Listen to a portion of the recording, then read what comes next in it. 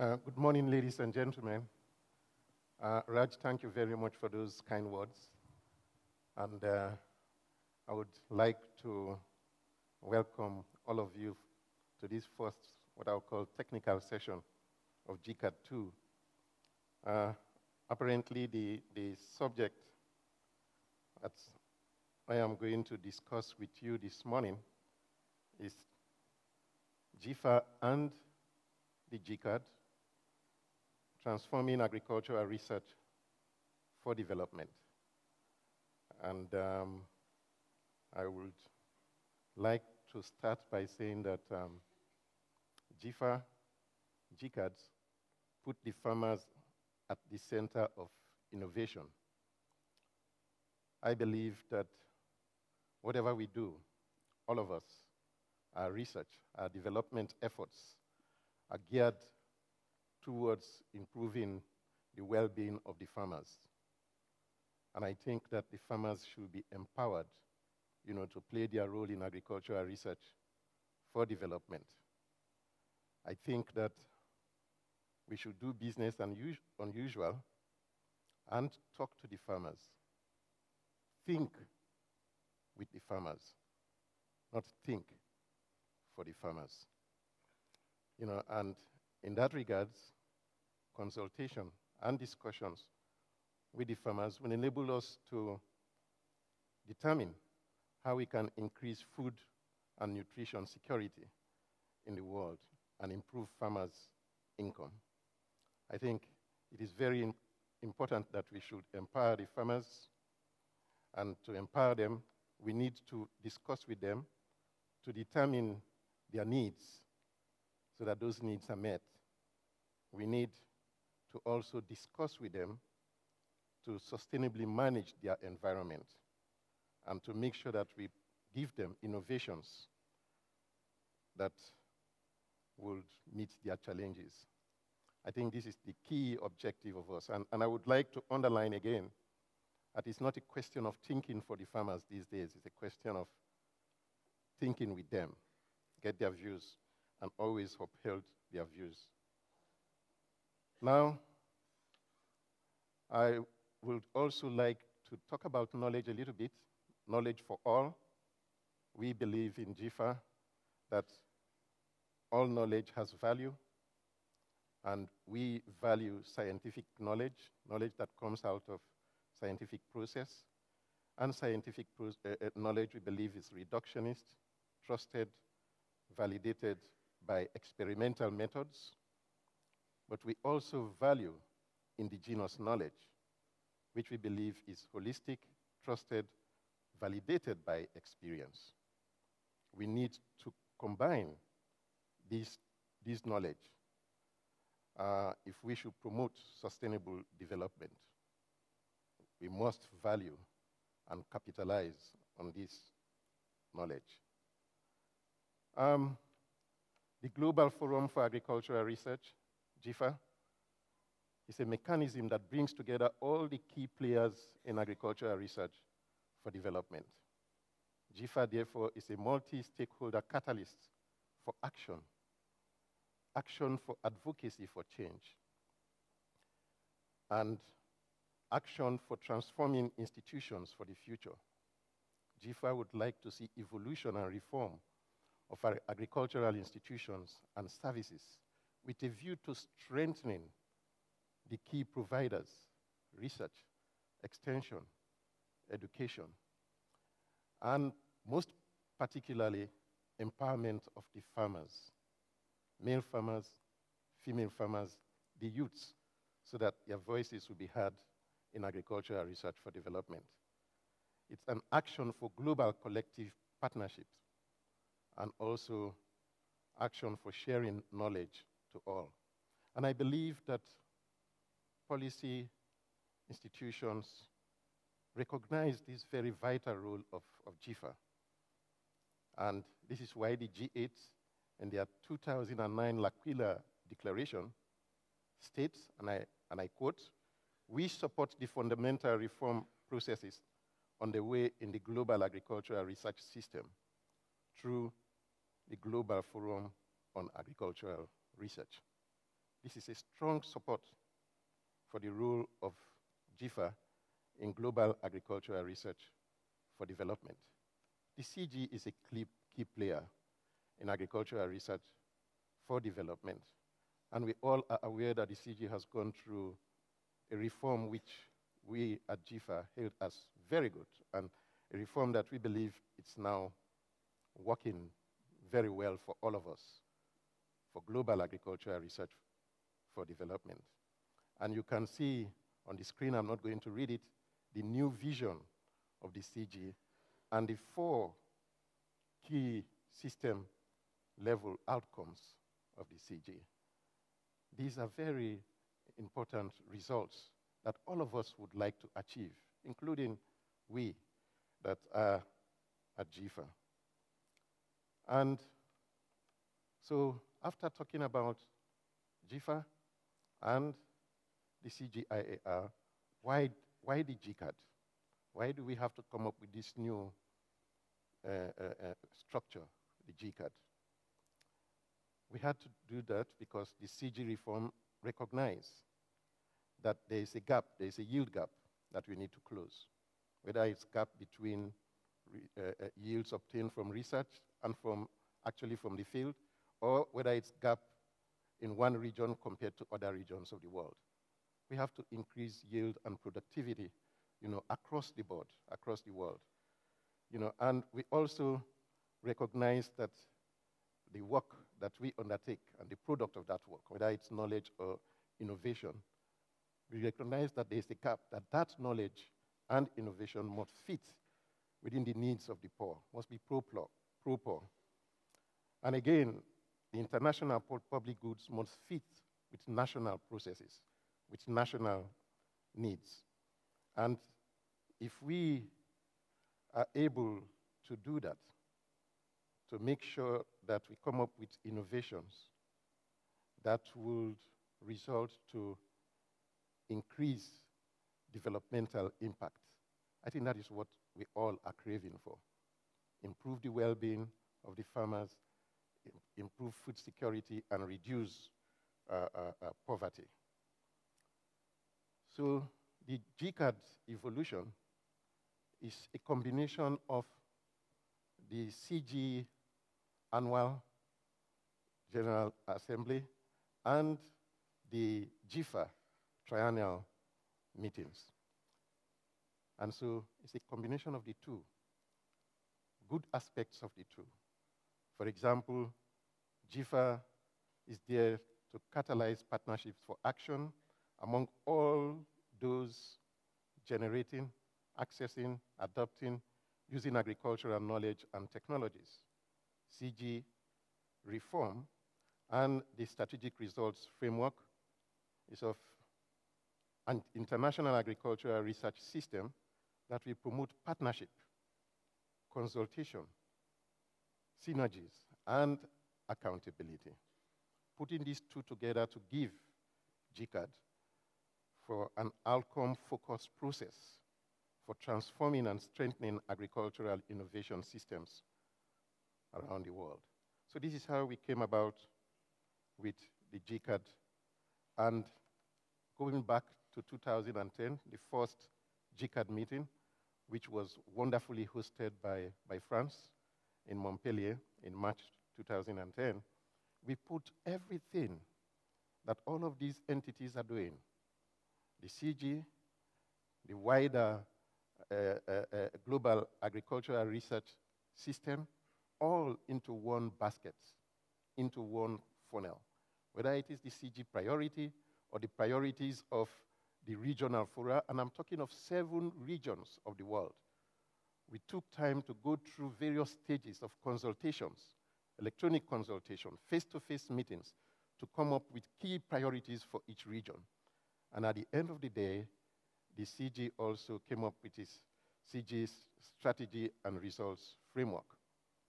All these goals and objectives went into the GCARD conference for thorough discussion, and eventually to the roadmap, the GCARD Roadmap, which actually outlined principles that will help to transform agricultural research for development. It also outlines some of the processes that we should take to get to that stage. So what is emerging out of 2010 that we've seen at meeting, that is the GCARD Roadmap, is the CG Consortium research programs and action plans for regional bodies like the regional fora and national programs. So we have a common broad agenda that all of us are looking forward to promote agricultural research for development, global agricultural research for development. The roadmap has got these 6 principles. I'm not going to read them word for word, but the first one relates to foresight and development of priorities. Priorities for today, research priorities for today and for tomorrow. And calls for development of equitable partnerships and increased investment in agricultural research and development, develop human and institutional capacities, and embed innovation in development programs and policies, and involve stakeholders, make sure that stakeholders are accountable. Accountability is very important in what we do. So those are the roadmap, those are the guiding principles. So this GCARD, moving from 2010 to now, this GCARD2, the chairperson for this session mentioned it, is all about foresight and partnership for innovation and impact on smallholder livelihoods. But this GCARD2, I'm telling you, it's all about you. It's all about us, your aims, your actions, your commitments. You know, these are the things that we would like to put on the table at the end of the day so that we come up with concrete actions for all of us in research, in extension, in education, NGO group, civil society group, the private sector, the policy makers. It's for all of us, and we should make the best of it. Looking at foresight, foresight would like to envision our future needs. What are the key priorities for today, for tomorrow? And it's not just a question of projecting what the world will become, but deciding what kind of world we would like to see in the future, and the nature of the process by which we develop our future vision. So foresight thinking is very key and very important for today, for tomorrow, for 30, 40, 50 years from now. And it calls for us to change mindset. Usually, we like to solve problems when they come. We don't look into the future to see problems that will be there tomorrow, 10 years, 20 years from now. Usually, we take few scenarios to determine our priorities. Foresight will take a much broader group of scenarios. So we have to look at the longer term, future horizon, you know, in our work, and determine 10 years problem. Try to determine 10 years problem today. You can only just make prediction, and try to see how you can solve the problem before the problems even materializes. So continuing with foresight, there are lots of perspectives, there are lots of institutions that are focusing on the future. The GCARD 2010 calls for better understanding of future needs and research priorities. The G20, Agricultural Research for Development Ministerial Meeting, welcomed the creation of the Global Foresight Hub of GIFA. The Science Forum of 2011 by the ISPC of the CGIAR looked at that hub and tried to develop it further, bringing forecasts and scenarios and valuing these two approaches. So all of us are saying that it is very important that this is an issue that we all need to address. Now, the Global Foresight Hub is saying that what kind of future do we want to build for our farmers? How do we help smallholder farmers to improve their well-being? And GCARD, or GFA, has carried out thorough analysis of 40 studies that will feed, I believe, into this meeting to determine future needs. And again, GFA is developing capacities in the area of foresight thinking. You know, because today Africa is putting its Foresight Academy as a chapter of the Global Foresight Hub. And I believe that other regions are doing the same. So the whole idea is to envision the future agriculture we wish to see and its implications so that research works towards attaining that goal, our desired aims and objectives. Food security. We're all talking about food security these days.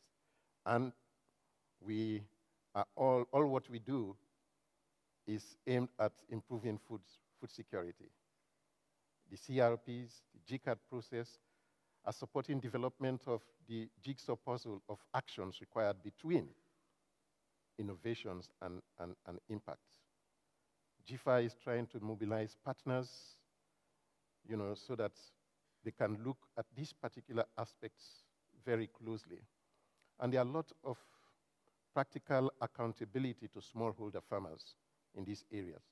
The World Bank work, IFAD processes to scale out innovations, framework for increasing wheat productivity in South Asia, APARI, and CIMIT are forefront in this work. End user feedback loops piloted by the GRISP and FARA, in this case the Africa Rice and FARA, and of course the other partners in the GRIPS, and reconciling farmers' rights and breeders' rights. The whole range of institutions are looking at this particular aspects. And all this work is aimed at trying to improve food security. Fostering collective action in nutrition. Nutrition has become very important. So we're not talking of just food security, but we're talking of nutrition security as well. And the G8 New Alliance for Food Security and Nutrition in Africa is recent, but it shows the importance to which the G8, and of course all of us, attached to the issue of nutrition. And GCARD is bringing together a whole range of institutions to plan and ensure that they understand what they want to do and to create better linkages. Again, we would like to link the efforts in building nutrition in our diets, you know, to gender in agriculture partnerships, to child nutrition and to growth. Climate change. We all know that climate change is a reality and that climate variability affects the frequency and severity of associated problems of drought, of floods, and aggravates problems of disease and insect pests. And of course, there are lots of work by various institutions that are taking place now. In Rio, recently, the word about landscape and livelihood came into play, you know, during the Rio +20 meeting. We need to coordinate all of these efforts under one umbrella, under the umbrella of the GCARD, under the umbrella of GFA. Now, GFA is also supporting regional actions. Regional fora are being supported to work with their national partners to examine policy environments and needs in climate-smart agriculture. Frameworks are being developed APARI in Southeast Asia working with Japan, and ARINENA in West Asia, North Africa, has come up with their own framework. But I think that what is required now is how to implement this framework, or these frameworks. Agrobiodiversity. We don't want to lose our germplasm. And I would like to thank Bioversity, for all the assistance that they've given to all the regions, including Africa, to promote biodiversity initiatives in Africa, in APARI region, in ARINENA region. I think that we've come up with initiatives that we have now started to implement. We need to keep our germplasm. We need to judiciously utilize our germplasm to improve grain yields, to ensure food security of our work. Now, in terms of promoting international action, GIFA is working with other partners, and we would like to note that the partners include the ISPC. The Beijing meeting, for example, was very productive, looked at biodiversity challenges and issues of scaling up that is required, and looked at the issue of invasive threats and also sustainable systems. And like I said, we would just like to thank all these partners for all the great job that they are doing in this area.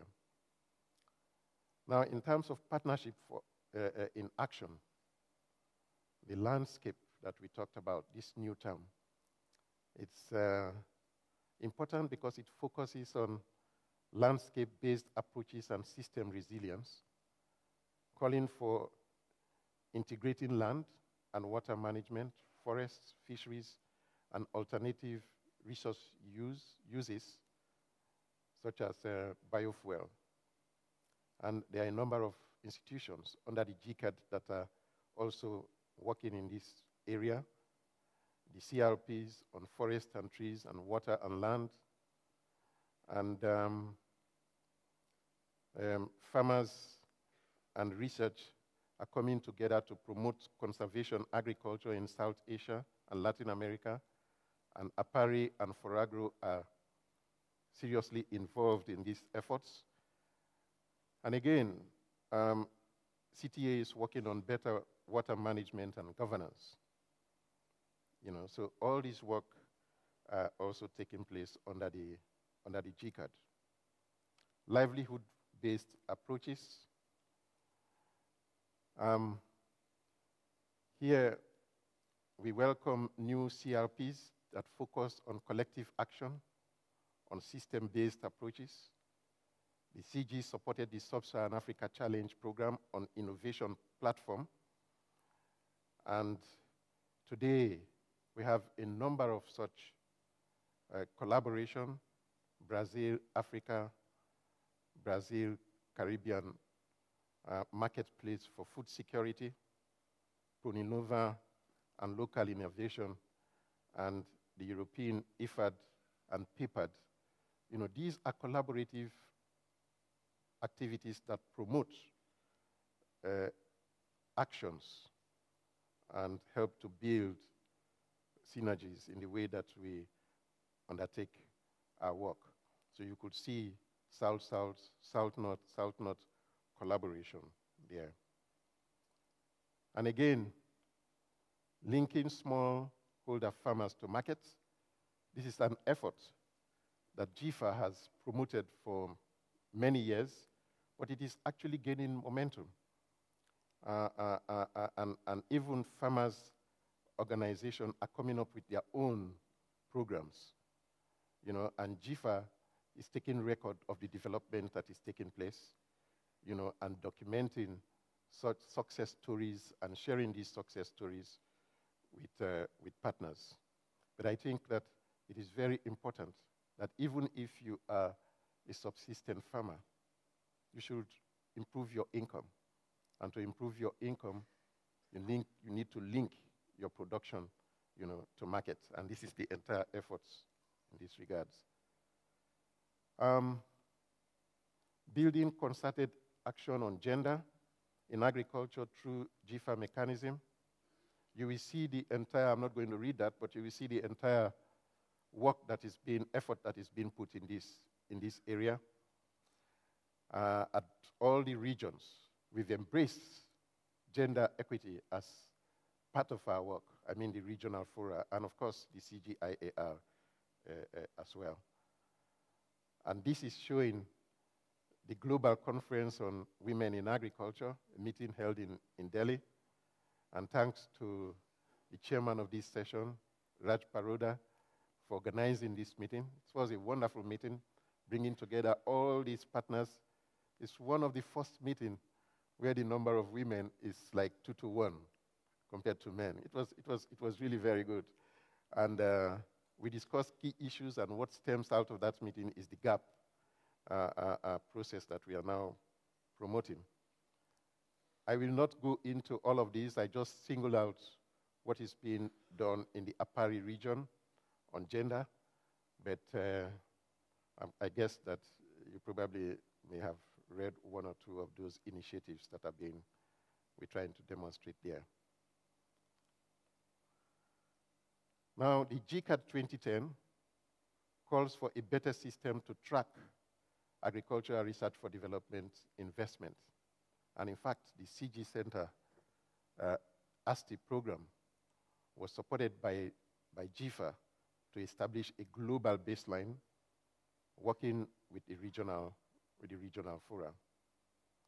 And GFA called a meeting in Berlin to bring all the key players, so that that are involved in tracking investment in agriculture and agricultural research, so that we should come up with an integrated system.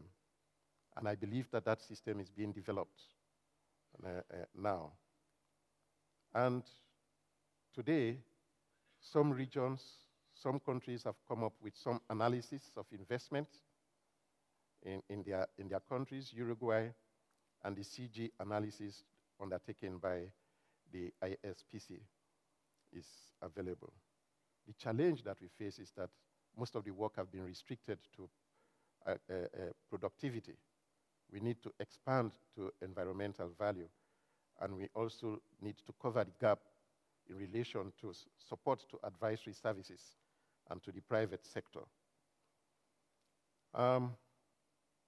Continuing with that, we see that public agricultural research and development investment went up by $5 billion, US dollars in 2008, but with China contributing something like 38%, India 11%,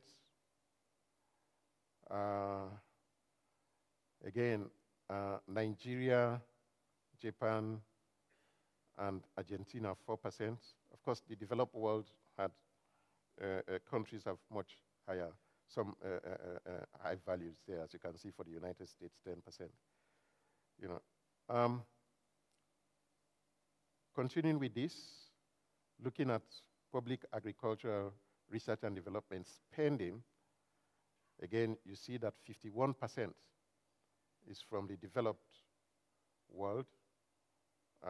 And again, the developing world, again, China, India, Brazil, they sort of, as individual countries, top the list there. You could see the average for Latin America, you could see the average for Asia as well, in the diagram. So spending in agriculture is very key and very important. I always tell a story of when Asia attained the Green Revolution.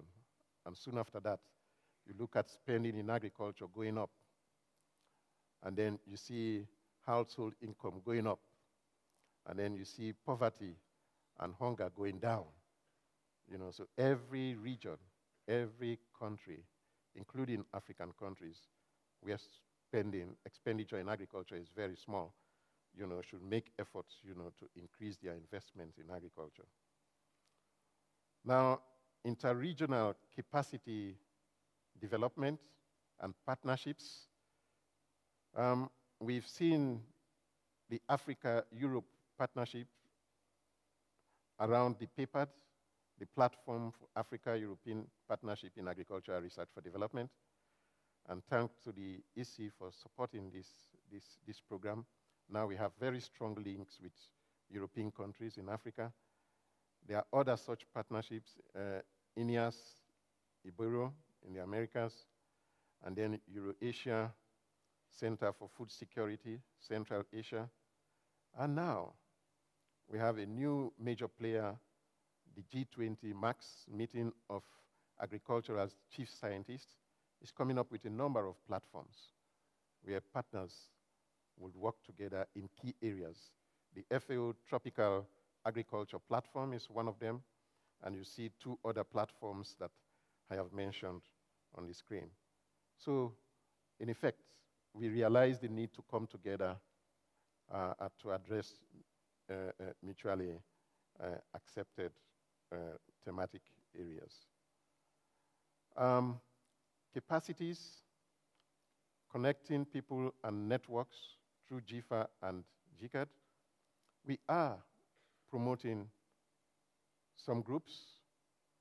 The young professionals are receiving support from GIFA so that their voices will be heard in agricultural research and development, and they can participate in our programs. GCARD is another area bringing the universities together to determine gaps and needs. And AgriVivo, networking agricultural research for development professionals, and the civil society organizations, networking civil society organizations active in innovation systems. So all these groups, in one way or the other, are being supported by GIFA under the GCARD, you know, to strengthen them so that their voices are heard in agricultural research for development. Knowledge is very important.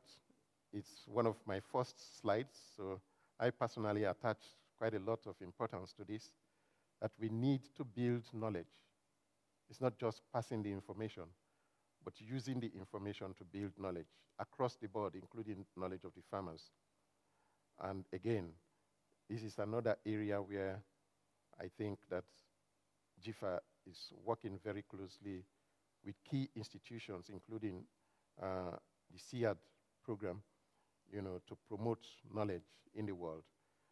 And here, you can see that GCARD Ring now have over 4 million records readily accessible between databases that have been created in various regions and in various parts of the world. Bridging knowledge gaps at APARI. Again, all these meetings and all these initiatives are taking place in the APARI region. I selected one from the regional fora just to show you the efforts that we are putting into this. Africa is doing the same thing. Latin America is doing the same thing, etc. And I think that this is an important area that we should concentrate on.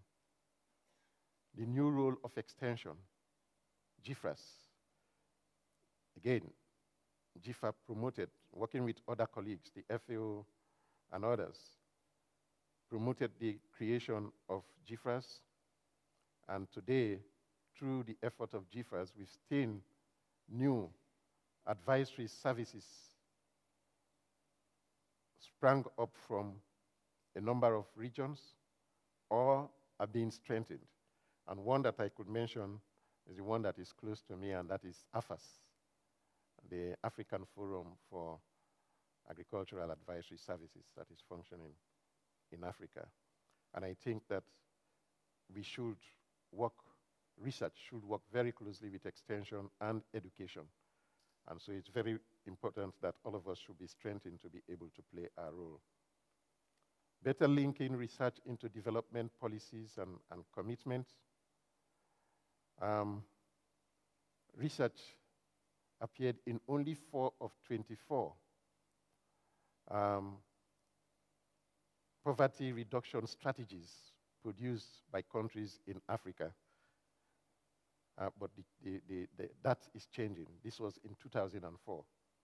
That is changing now because all the compacts and investment plans that have been developed by 32 or so countries in Africa strongly reflect the role of research, in them. But again, this is an area where GFA is interested to make sure that research appears in strategy documents, in framework that are being developed in various parts,